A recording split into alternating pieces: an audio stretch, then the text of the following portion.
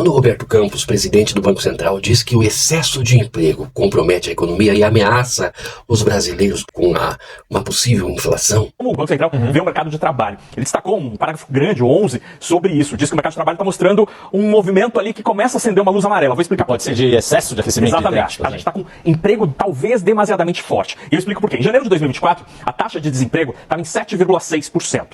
Se a gente compara com abril de 2021, que é o pico recente, o desemprego estava quase em 15%. Então, houve uma queda basicamente pela metade do desemprego. Esta é uma ótima notícia quando a gente está olhando do ponto de vista do trabalhador. Ele precisa de uma vaga, precisa de uma ocupação e de renda. Só que isso pode gerar um impacto negativo na economia. Especialmente quando a gente olha aqui, ó, em janeiro de 2014, foi quando o Brasil teve, na série histórica, o menor desemprego por este recorte da PNAD. Era 6,5%. A gente está em 7,6%. Está bem pertinho do menor desemprego recente da história. Quando o desemprego cai tanto assim, o Banco Central alerta que os salários começam a subir. Começa a faltar trabalhador no mercado e as empresas começam a pagar mais. Isso pode gerar inflação. Isso já está começando a aparecer, segundo o Banco Central. Na próxima tela a gente tem alguns números sobre a renda, Yuri. E aí olha que interessante. Em janeiro, a renda média das pessoas que tinham uma ocupação estava em R$ 3.078. Em janeiro de 2022, exatamente 2 anos antes, a gente estava com R$ 2.754. Quer dizer, arredondando aqui...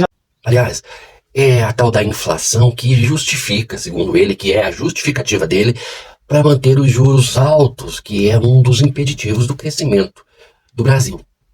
O Brasil não cresce porque os juros estão lá nas alturas. Quem define os juros é o Banco Central. O presidente do Banco Central, que é independente, é um bolsonarista que desde o início do mandato do Lula mantém os juros nas alturas para impossibilitar que o Brasil cresça, temendo que um crescimento eventual do Brasil agora daria a Lula uma possibilidade de uma reeleição, afastando deles o projeto deles, que é o projeto de poder deles. Então, em nome do projeto de poder da extrema-direita, a extrema-direita, num ponto-chave fundamental para a economia, sim, porque a figura do bolsonarista determinando taxa de juros no Banco Central é o ponto fundamental, foi colocado ali para travancar o Brasil.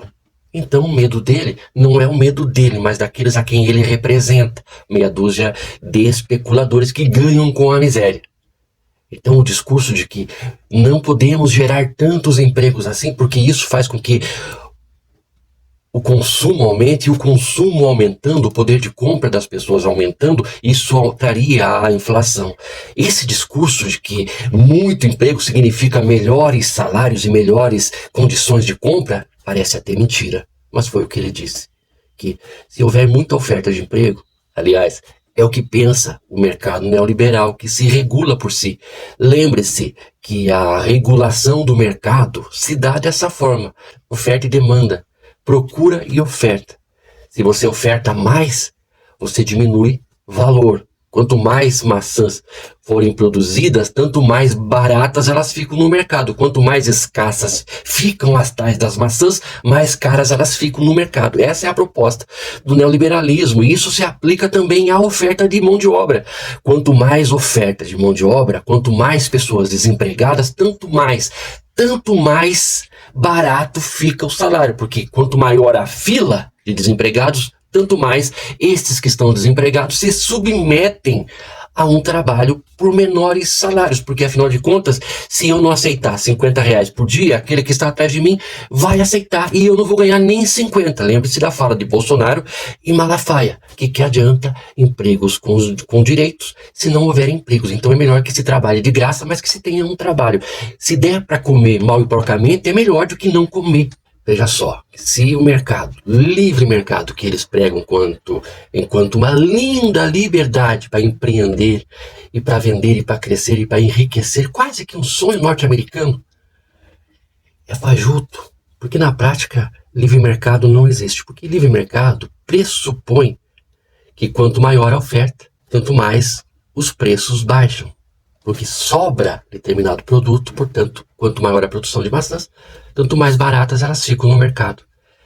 E isso se regula automaticamente. Então, a pessoa que produz maçãs vai produzir uma gama mais diversa, mais ampla de produtos, para que, no caso da maçã ficar muito barata, ele tem um outro produto para colocar no mercado que possa ser mais lucrativo em função da escassez. E isso se aplica também aos empregos. Quanto mais alta a taxa de emprego, tanto mais alto ficam os salários, porque se o mercado demanda mão de obra e falta mão de obra, a mão de obra ganha valor. Por isso que para o mercado neoliberal o desemprego é fundamental. Porque, ao contrário das maçãs, das peras e das frutas e da uva e do trigo, desemprego pode ser controlado. Então, não existe uma liberdade de fato, porque eles controlam um volume X de desempregados para que, havendo mais oferta de mão de obra, os salários continuem baixos. Você entende? Por isso que o mercado é contra emprego. Eles querem que tenha um número suficiente de desempregados ali dispostos a trabalhar de graça para que o salário sempre fique baixo. Aí eles querem tirar o Estado e a CLT que regula a relação de patrão e empregado para que eles possam, por meio da manipulação dos juros, da manipulação da produção, controlar salários e manter as pessoas trabalhando de graça. Oferta de emprego ameaça os baixos salários, porque à medida em que a mão de obra para o trabalho diminui, a oferta tem que ser melhor. E é esse o medinho que eles têm. É isso. É só isso. Então, quando a gente vê Campos Neto preocupado com a taxa de desemprego que está caindo, porque isso aumenta o poder de compra, aumenta os salários e, por conseguinte, traz a inflação, mentira. A desculpa do juro alto, que trava o Brasil, impede investimento, é mentira. Eles fazem isso para tentar impedir o crescimento do Brasil agora, porque isso significa o fim da extrema-direita e do projeto de poder que eles têm. A CNN claramente se mostrou inimiga do Brasil quando apoiou o inelegível, execrável, desumano e futuro presidiário durante aquele período obscuro em que vivemos naquele Brasil das 700 mil mortes por negligência do execrável, inelegível, imundo e futuro presidiário. Deixou lá no Banco Central a pessoa que nós não podemos tirar de lá, porque o Banco Central é independente. Sabe o que aconteceu?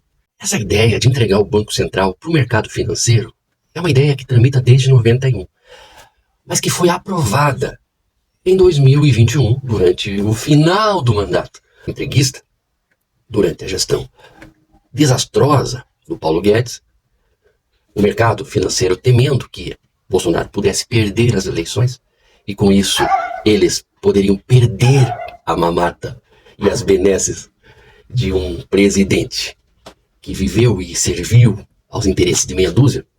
Aprovaram às pressas ali.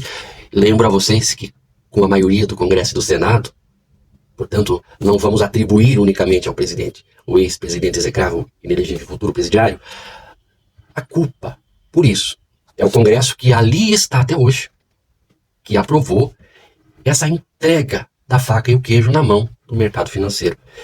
E é isso que atravanca o Brasil até hoje, porque o mandato do Campos Neto, ultraliberal, capacho, serviçal do mercado, vai até o final do ano, se não me foge a memória, ou até setembro.